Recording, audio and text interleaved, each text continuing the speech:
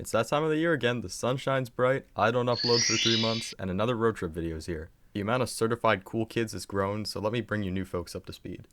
My father, my brother, and I have been driving across the country every summer, and this is the third trip we've gone on. Usually these videos are split up into 2 parts, but this one is short enough to put into one this time. We had other plans and places to be this summer, so we had about a week to drive somewhere. After some thinking, we decided on the Great Lakes of southwestern Ontario. Anyway, let's just get straight into it. I'm horrible at intros. I'm just good at it.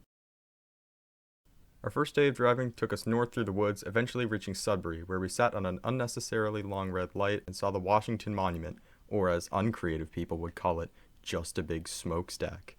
We kept on going through and reached Chutes Provincial Park to sleep for the first night. But the new territory began the next day as we took the road to Manitoulin Island, the largest freshwater island in the world, about the same size as Luxembourg, but with only 12,000 people. Yeah, we're finally here. I can't wait to discover the beauty of Manitoulin Island. I wonder what awaits me on the... Most of the road to the bridge was nasty and bumpy, and once we got to the bridge, it was a 1-lane railway bridge that had been converted to a road bridge. We weren't even driving on pavement, we were on metal plates that had been laid down. The road conditions eventually got better though, and the town of Little Current was scenic and very beautiful. After leaving town, I had researched some interesting places to go on Manitoulin Island. The map that I got from the visitor center showed that there was a lookout nearby, so we decided to go check it out. But as we pulled up the road, it was extremely steep. But seeing that the lookout wasn't far away, we started the climb.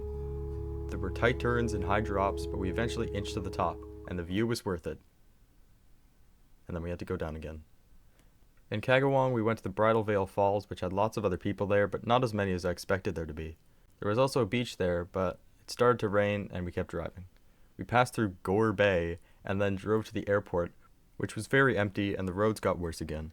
I tried to take a time-lapse, but my phone kept tipping over. Then the road turned to gravel, which was unexpected because the GPS said it was a bright yellow line, which basically means main road, no gravel. Then it kept alternating between gravel and pavement until we reached Providence Bay, where we went for a swim and rested up again, because the next day we were going to try and drive around the Georgian Bay. There was a ferry that would take us across, but the weather looked stormy and the road to get there from Providence Bay was most likely all gravel, so we headed back up to Little Current.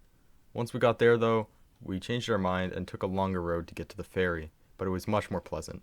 We arrived in South Weymouth with time to spare, but the bad weather was still on its way, and the last crossing had been delayed. A guy even passed us saying, "If you're going on the ferry, good luck." As we waited, it started to rain and lightning was striking, but it all cleared up by the time we got on. The waves were rough, but we were fine because anti-sick pills. We got off near Bruce Peninsula National Park, which was fully booked as usual, so we slept in a different park. We went back the next day to go for a hike through the woods and go up the observation tower. It was very high up. In fact, it was almost as high as my voice in my first video. Subscribe! The hike was scenic, and so was the drive along Lake Huron as we crossed the countryside and went through small towns.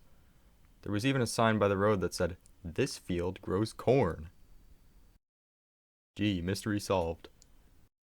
The fields were full of massive wind turbines, but as we drove further, something odd happened. Disgusting. Huh?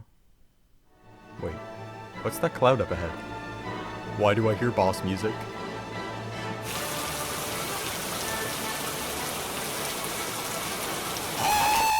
Flies. Everywhere.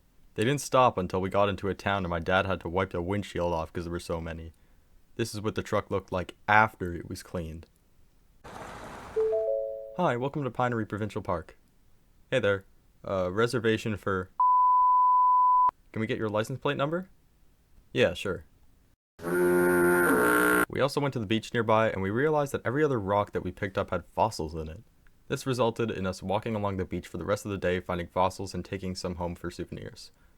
I also attempted to construct a house out of driftwood, but somebody else had the same idea and I had no roof material, so I just kind of sat there in my wooden frame cooking in the sun. We drove for the rest of the day until we reached Wheatley Provincial Park, where we had a site on a swamp by Lake Erie.